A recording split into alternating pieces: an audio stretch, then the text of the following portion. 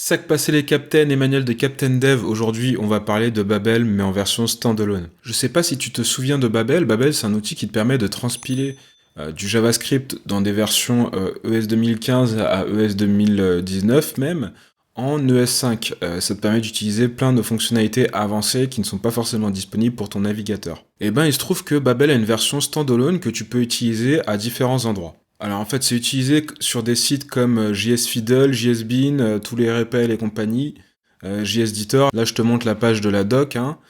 Et du coup, tu peux vraiment t'en servir pour utiliser Babel un peu n'importe où. Donc j'ai jeté un œil, j'ai décidé de reprendre l'exemple qu'il y avait en fait sur leur site. Donc là, je l'ai copié. Hop, je vais passer sous WebStorm. Voilà, donc là, j'ai copié le code.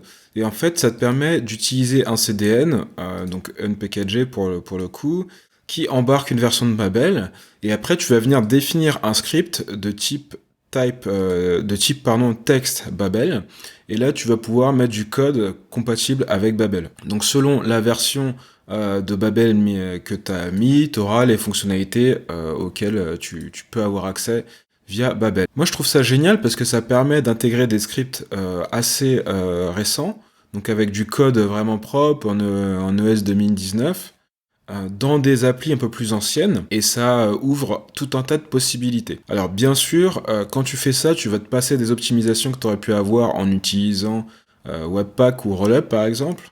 Donc tout ce qui est tree checking et compagnie, tu peux oublier, mais ça te permet quand même de faire avancer certaines applis si tu veux développer de manière un peu plus moderne. Tu as aussi la possibilité d'utiliser les plugins, je vais pas le détailler dans la vidéo, mais en gros, je te laisse le lien de la doc, c'est très bien expliqué.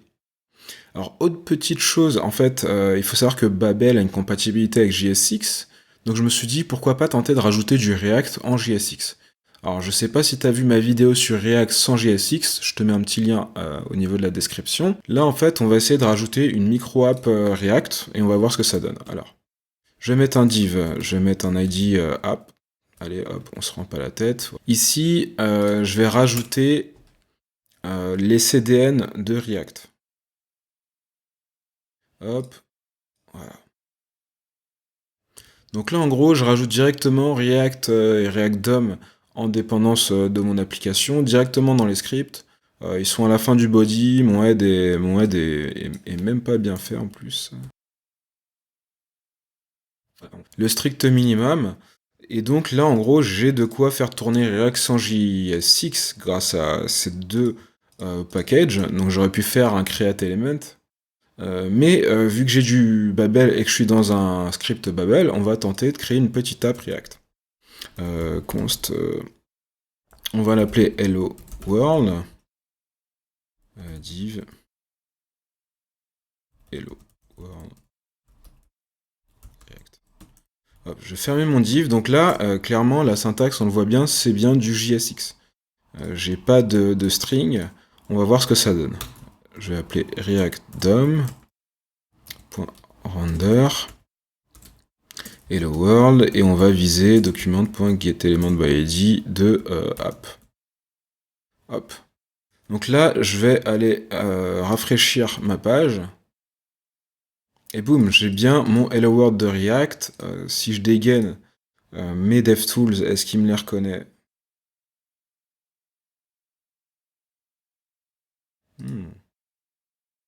Ça, par exemple, c'est bon à savoir qu'il a pas l'air de reconnaître les DevTools de React.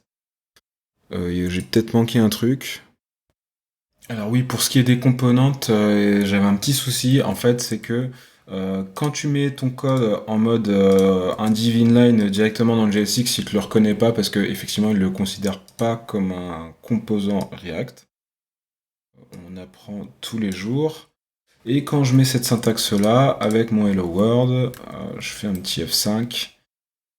Et là, il me reconnaît bien mon composant. Donc on a bien les DevTools qui fonctionnent. Donc j'ai bien ma petite app hein, qui est rendue. Je vais juste tenter de le convertir en composante. Si je mets props, hop, lui, je vais le couper. Et je vais mettre une interpolation. Message par exemple. Hop.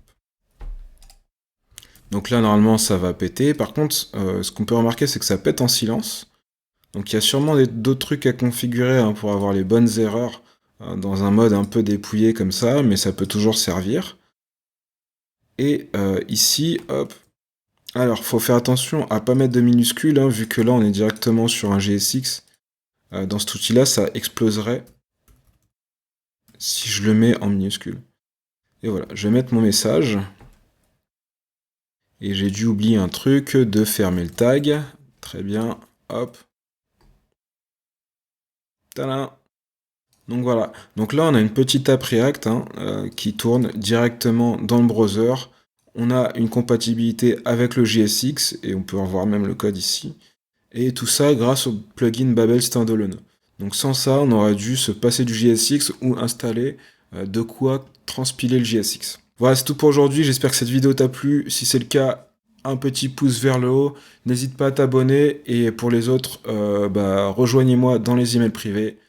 Et pour tout le monde, à bientôt sur Captain Dev. Ciao.